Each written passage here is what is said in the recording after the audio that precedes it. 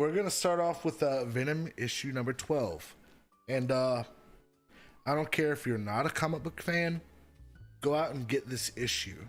This is going to be a key issue. This is the first appearance of a new character, and these characters tend to be pretty popular. You were already introduced in Thor: Love and Thunder to Christian Bale's portrayal of, what was his name? Gore the God Butcher. Gore the God Butcher got his powers from the King in Black Null, which this is a key issue. It directly relates to that because this is your first introduction to Dylan's final persona. And you kind of met like a version of him before, but not this particular version, which will be the one going forward. And this book is super cool. It's super interesting because you have Sleeper, who is running fades on the Life Foundation people who are trying to capture Dylan. It's like, keep in mind, we got into this situation because Eddie Brock decided to try and cancel Dylan in the most violent way possible. And that's when we had the whole epiphany that every version that you saw, Meridius, Phineas, Bedlam, they are all versions of Eddie Brock, as he is at different points in his life, life story, all leading him eventually to Meridius. It was like this big, holy fuck, what? Like it's all the fucking same thing, yeah.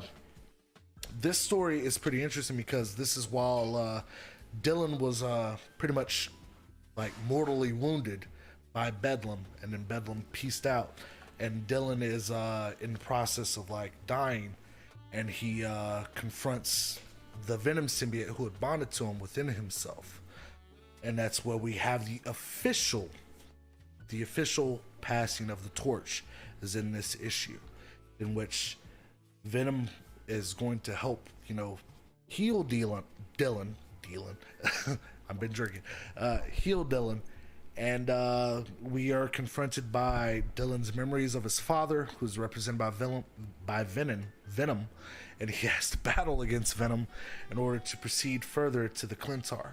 Now, for those of you who aren't major comic book nerds, Clintar is the name of the species that the symbiotes are, but Clintar is a specific word for them, meaning cage. It's kind of like when we say Skrilla, Clintar, cage. But I'm glad you liked that one. White motherfucker. Anyway. But no, yeah. So Dylan he confronts his memories of his father in this issue. And he has to fight through his father to get to the truth of who Dylan really is, because Dylan doesn't know who he is. And in this book, it's super interesting because you find out not only is Dylan Eddie Brock's father, but the symbiote was bonded to Eddie Brock. So not only is Eddie Brock his father, but the Venom symbiote is as well. And it's like, while Eddie Brock named him Dylan, the symbiote named him something else. And this book ends with like a triumphant moment where you see Dylan fight past the memories of his father, and he reveals what his name is, the name that was given to him by the Venom symbiote. And he is a Codex. And if you remember from maybe a year and a half back, the King in Black, no, the King in Black, red and black, Dylan is the new Null. And yeah, this is a key issue, so look forward to this being like $1,500 in the next 2 years. Get it now, I promise you. I was sitting over there cooking and you're telling me about that. I was like, what the fuck is happening? Yeah, like it's a really good book. I don't want to spoil too much of it. I'm gonna give you like the general details, but there's a lot more stuff in here to discover, a lot more fleshing out Dylan's mental mind state. You don't focus on Venom so much as an echo of Venom in this, and I really enjoy that. Next book, I haven't talked about X-Men in a while, and the only X-Men books I read now are X-Men Legends. And this, if you had told me in 2022 that I'd be reading a Mojo book, Mojo is one of my favorite X-Men villains. If you remember the animated series, he was if you remember Longshot, like the mutant with the 4 fingers appears. Yeah, he was from the Mojo verse, and Mojo is like this interdimensional, like, reality television mogul. It was kind of like a premonition of what was to come before we got all the Survivors and the Bachelors and the RuPaul's Drag Race. It was Mojo. So yes, I blame Mojo for everything wrong with the world now.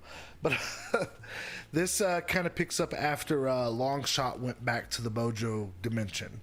And Mojo has this ability of wiping people's minds and forcing them to be in terrible television programming, but Longshot has these miraculous luck abilities, which aren't too far different from, I think for you, casually, if you just watch comic book movies, if you watch a Deadpool movie, not too different from Domino's, same kind of powers, luck.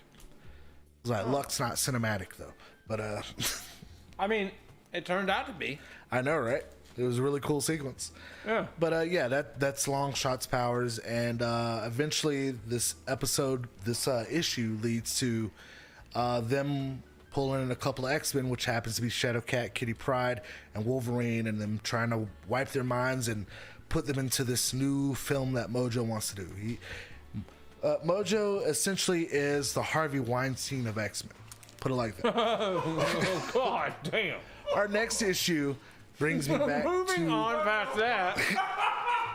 I'm not lying to you. Is the fact that they won't give us a action figure of Mephisto, but gave us not only an action figure of Sugar Man, he was a Build-A-Figure in a mainline wave, who did some pretty heinous stuff. If you ever read Age of Apocalypse, they're also giving us an updated Mojo. We already got a Mojo from Toy Biz days.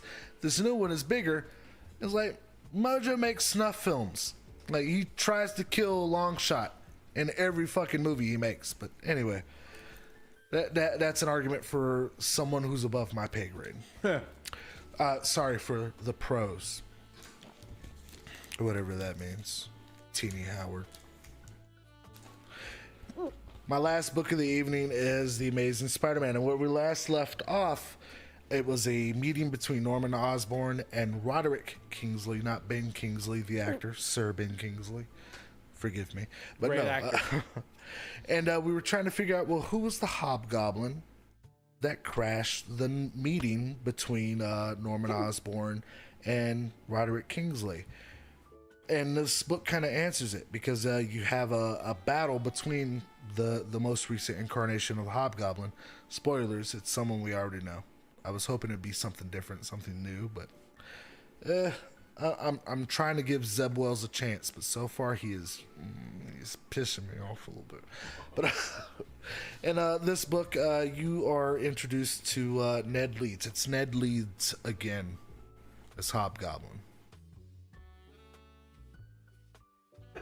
Could change. Anyway, meanwhile, there's a promo in here for the next Miles Morales series, #1. I'm looking forward to that, because that means I'll be able to start you guys fresh on Miles Morales. Let me tell you this about some Miles Morales. That's how much I care about this book. I'm gonna talk about this promo for Miles Morales over the rest of this fucking book, because this book pissed me off.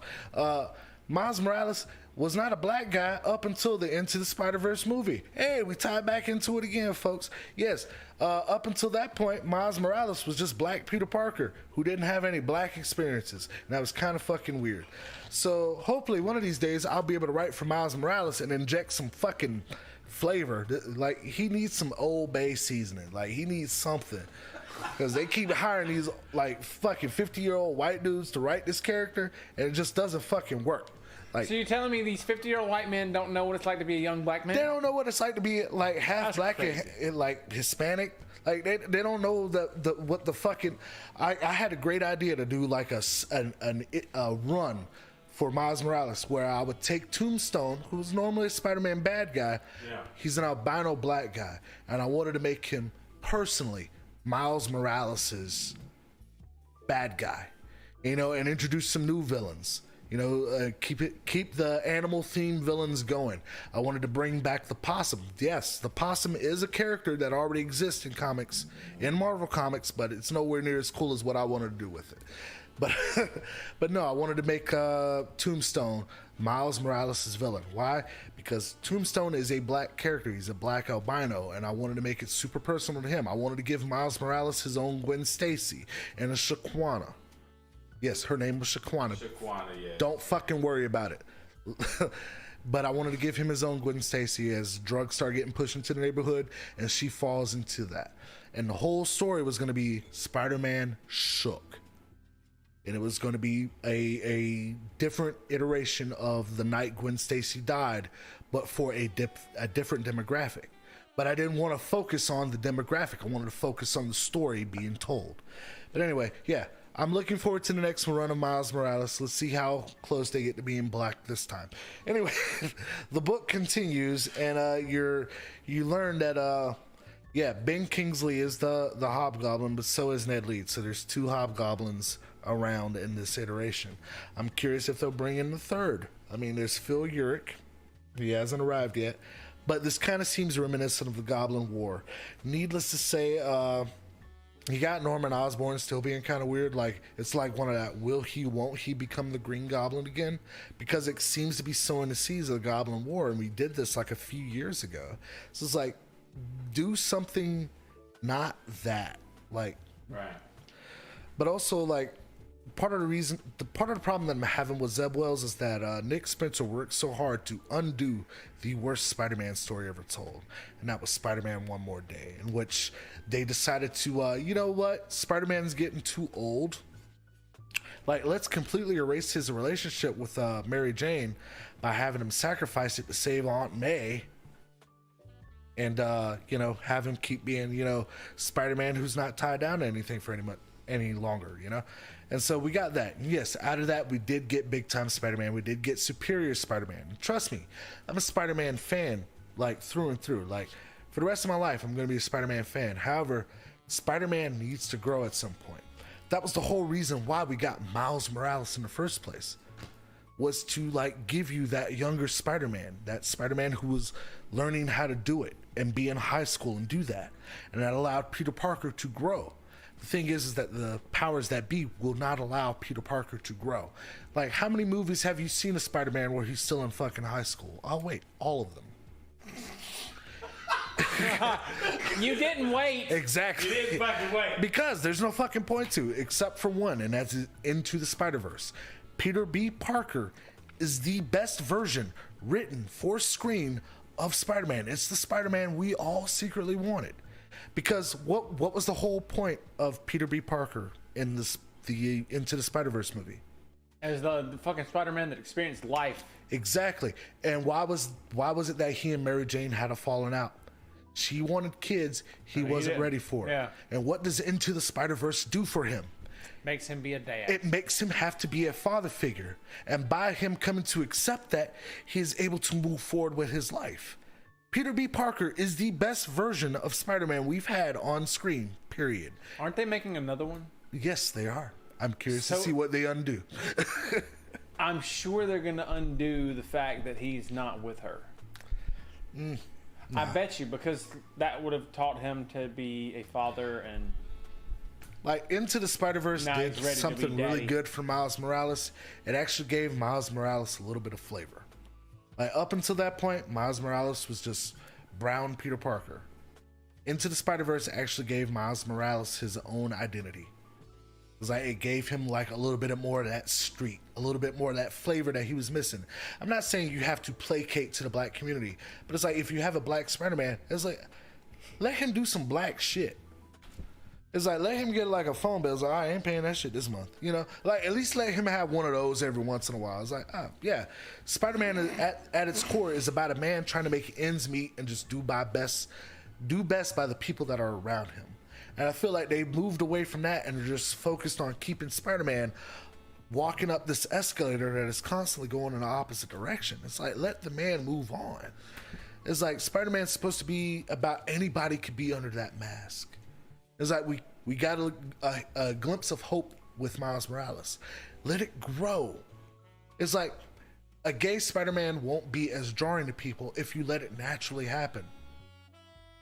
Like, a trans Spider-Man could happen. I would love to see a trans Spider-Woman. That would be amazing to see. if you write it well and don't make that the forethought of the character. Make that the afterthought. At the end of the day, the character should be a hero trying to do best by his fellow person. That is why I love Spider-Man. So let that continue. And that almost does it for the comic verse. One more book. We're going to talk about Terrifier. Yes, there are 3 volumes of this. Terrifier, near and dear to my heart. David Howard Thornton is he's just a peachy person. So is Damian Leone. If you haven't seen Terrifier 2, go watch it. We're trying to make Indy make a comeback with this. And yeah, Terrifier 2 is slaying it. The first 3 volumes of this cover the entire first movie, so I'm not going to go that in depth with it, but seriously, give it some support and come out and see him in Atlanta if you're local. Come out to Atlanta and see the Terrifier crew, and maybe you'll have this or the movie and get it signed. And yeah, that is going to do it for the comic verse.